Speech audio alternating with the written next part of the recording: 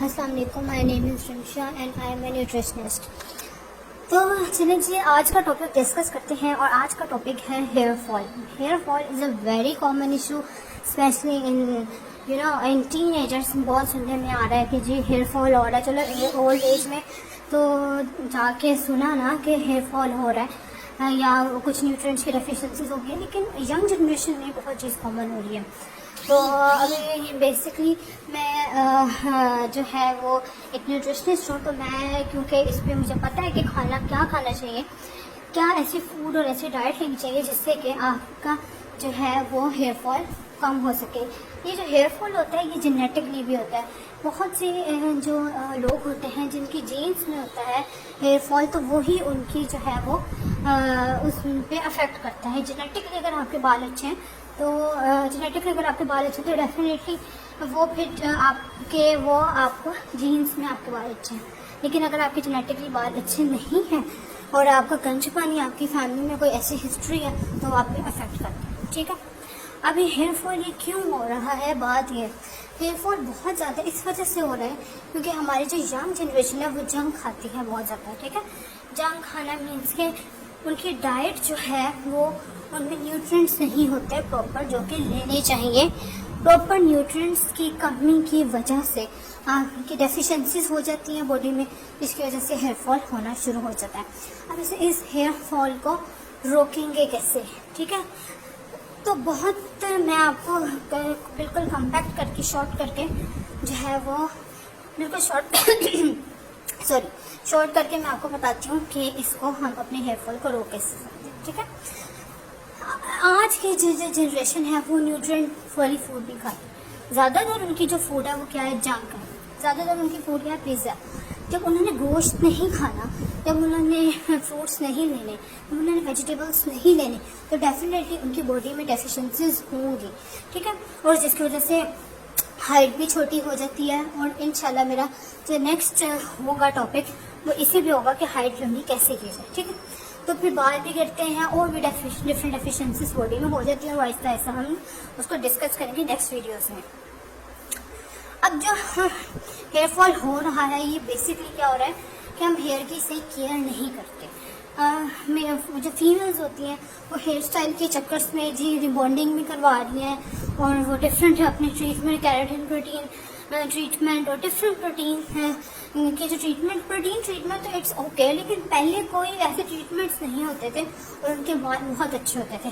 कोई केमिकल, कोई एस्थेटिक, कोई आर्टिफिशियल चीज़ आपने अपने बालों पे यूज़ नहीं करती क्योंकि इसके वो आपको एट द एंड डैमेज कर देंगी आपके बालों को। कोई आर्टिफिशियल चीज़, कोई बॉन्डिंग वाली चीज़, कोई वो जो है स्ट्रेटनिंग, कर्लिंग, ऐसी आपने डिफरेंट जो ट्रीटमेंट्स आप अपने बालों पे करते हैं उसको एस्थेटिक लुक देने के लिए वो एट द एंड आपके बालों को खराब कर देती हैं अगर आप उसकी प्रॉपर केयर नहीं करेंगे बाद में और आप सही डाइट नहीं लेंगे। ठीक है, आपने सबसे पहले अपनी डाइट को देखना है कि अपनी डाइट में आपने अगर जंक ज़्यादा है तो उसको कम कर दें।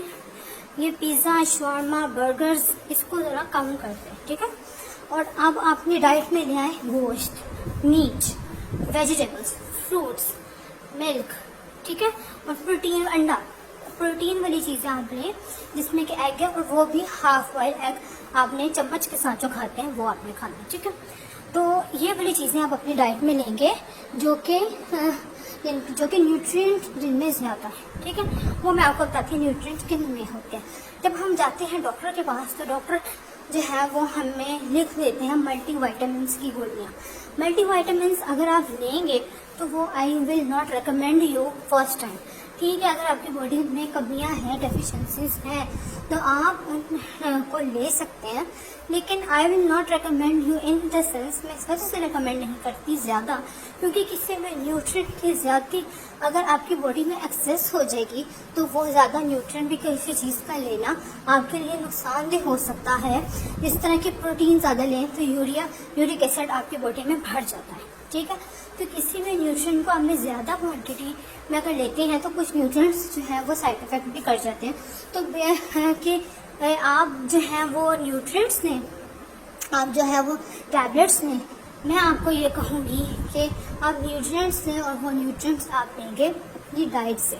ठीक है, डाइट में पहली चीज़ आ जाती है आयरन। आयरन जो है वो बहुत मीन्स जो है वो ज़रूरी होता है बालों के लिए, ठीक है। तो आयरन का मेन सोर्स है गोश्त, और आयरन तब तक आपकी बॉडी में नहीं लगता जब तक कि आपने विटामिन सी नहीं लिया साथ। तो विटामिन सी और आयरन इंटरलिंक्ड है। आपने जो है वो आयरन को अगर अपनी बॉडी में एब्जॉर्ब करवाना है, अगर आप चाहते हैं कि आपका आयरन आपकी बॉडी पे लगे, तो आपको विटामिन सी लेना पड़ेगा। और विटामिन सी किस में होता है? विटामिन सी होता है हरी मिर्चों में, विटामिन सी होता है नींबू में, विटामिन सी होता है सिट्रिक फ्रूट्स में। सिट्रिक फ्रूट्स में आ जाते हैं अनार, किन्नू, कीवी। तो इन फ्रूट्स में जो है वो विटामिन सी होता है। तो आपने जो है ये विटामिन सी जो है वो लेना है आयरन के साथ, गोश्त के साथ। और गोश्त को बहुत ज़्यादा नहीं जो है वो कुक करना कि वो उसकी न्यूट्रिशनल वैल्यू कम हो जाए। उसको इतना कुक करना है कि वो आपकी बॉडी में लग भी जाए और वो जो है वो आपसे हजम भी हो, कि वो आपकी बॉडी में हजम भी हो जाए, ठीक है, डाइजेशन में कोई मसला ना हो। अब जी लीमू सबसे अच्छा और सबसे सस्ता सोर्स है विटामिन सी का। तो विटामिन सी जो है वो आपने लीमू से लेना है, हरी मिर्चों से भी ले सकते हैं, लेकिन वो कच्ची खानी पड़ेगी और कच्ची मोस्टली लोग नहीं खा सकते। तो आई विल रिकमेंड यू कि आप लीमू का जो है वो निचोड़ें अपने गोश्त पे और वो खाएं, ठीक है। अब आयरन जो है उसका मैंने आपको बता दिया, मेन सोर्स जो है वो गोश्त है। और गोश्त जो है वो जो रेड मीट होता है वो ही मेन सोर्स है आयरन का। और आपने आयरन को गोश्त को ऐसे पकाना है कि वो आपकी बॉडी में एब्जॉर्ब भी हो जाए आयरन, और वो जो है डाइजेशन में भी प्रॉब्लम ना हो। लाइक आपने इसको ओवर कुक नहीं करना और बहुत कच्चा भी नहीं रहने देना, मिड लेवल का आपने इसको बनाना है, ठीक है। अब आ जाते हैं जी कि डिफरेंट ऑयल्स जो कि कंपनीज बताती हैं, ये ऑयल वो ऑयल। आपने कोई ऑयल यूज़ नहीं करना, आपने सिर्फ ऑलिव ऑयल यूज़ करना है।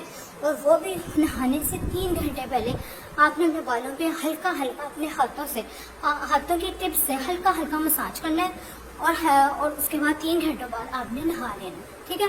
कोई डिफरेंट आपने ऑयल्स ऐसे यूज़ नहीं करने जो कि कह देते हैं कि लंबे बालों के लिए, आपने ऐसा कुछ नहीं करना, ठीक है। कि और दूसरा मैं आपको बताऊं कि हमेशा नेचुरल चीज़ों की तरफ रहा करें, अननेचुरल चीज़ों की तरफ नहीं जाया करें, ठीक है।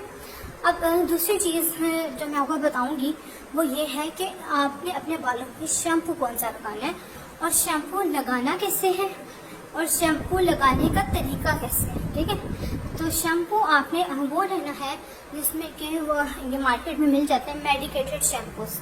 वो जो शैम्पूस हैं उसमें उन्होंने अमाइनो एसिड्स डाले होते हैं, प्रोटीन होता है, अमाइनो एसिड्स होते हैं, प्रोटीन होता है, वो जो कि आपके बालों के लिए अच्छा होता है। और आपने शैम्पू कभी भी डायरेक्ट नहीं लगाना, आपने हमेशा उसमें पानी डाल के तो उसका फॉर्म बना के वो अप्लाई अपने बालों में करना है और अपने स्कैल्प को साफ करना है। तो ये कुछ टिप्स थी जो कि मैंने आपको दी, और नेक्स्ट वीडियोस में मैं सारे विटामिन्स, न्यूट्रिएंट्स और डिफरेंट डेफिशिएंसीज जो कि हमारी बॉडी में हो जाती हैं सही डाइट ना लेने की वजह से, वो मैं आपको बताऊंगी। Thank you.